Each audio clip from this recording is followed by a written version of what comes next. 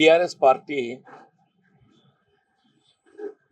రైతు దీక్ష అని చెప్పి నిరసన కార్యక్రమాలు చేపట్టడం ఒక విధంగా విడ్డూరంగా ఉండడమే కాకుండా దయ్యాలు వేదాలు వల్లించినట్టుంది.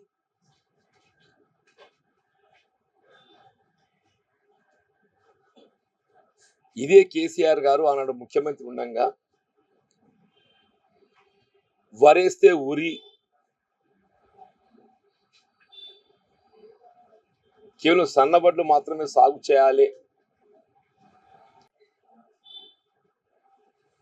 ఇంత కమిట్మెంట్ తో గవర్నమెంట్ పనిచేస్తుంటే నిన్నటి దాకా ఏదైతే ఉందో ఎన్నికల్లో మొత్తం పార్టీని పట్టుకపోయి టిఆర్ఎస్ పార్టీని బీజేపీకి కుదోబెట్టిండ్రా.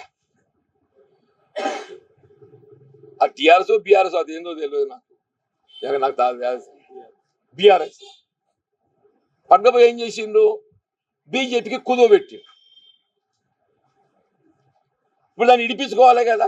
రేపు మళ్ళీ స్థానిక సంస్థలు వస్తున్నాయి, స్థానిక సంస్థలు ఖాళీ ఆడియాలని చెప్పంటే ఈ కుదోబెట్ట పార్టీ ఇడిపించుకోవాలి కదా.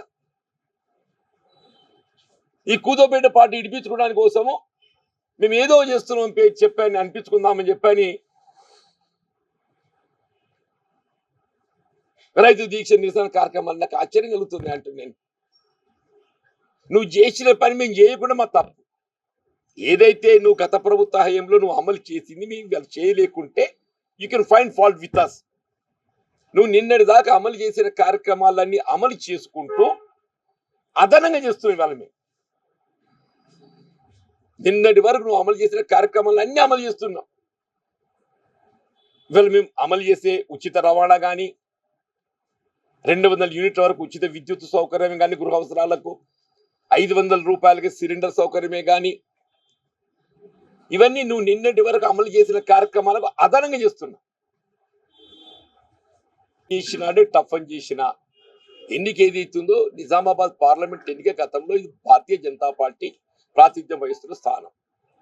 గతంలో ఈ స్థానం భారతీయ జనతా పార్టీ ప్రాతినిధ్యం వహిస్తున్న స్థానం. ఇది నాకు ఒకటే,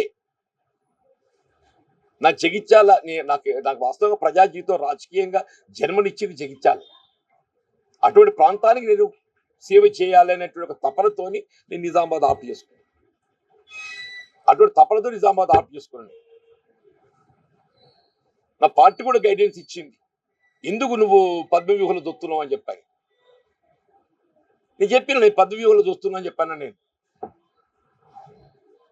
గెలిస్తే అర్జునుడిని అవుతా, పోతే అభిమన్యుడిని అవుతా. గెలిస్తే అర్జునుడిని అవుతా, పోతే అభిమన్యుడిని అవుతా. ఎట్లైనా చరిత్ర పుట్టాలని నిలిచిపోతాను నేను.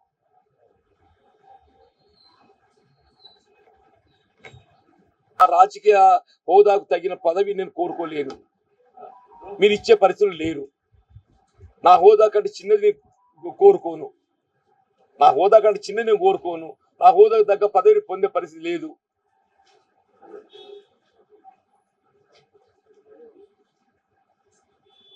కోట్లాడాలి, జీవితంలో చివరి యుద్ధం చేసింది అంటున్నా.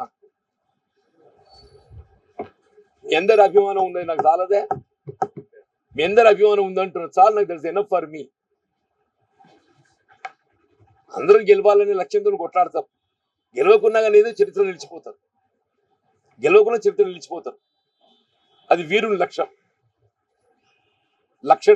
అది వీరుని లక్షణం. అసలైన తొలి వెలుగు. ఫాలో వాట్సాప్ @తొలి వెలుగు official.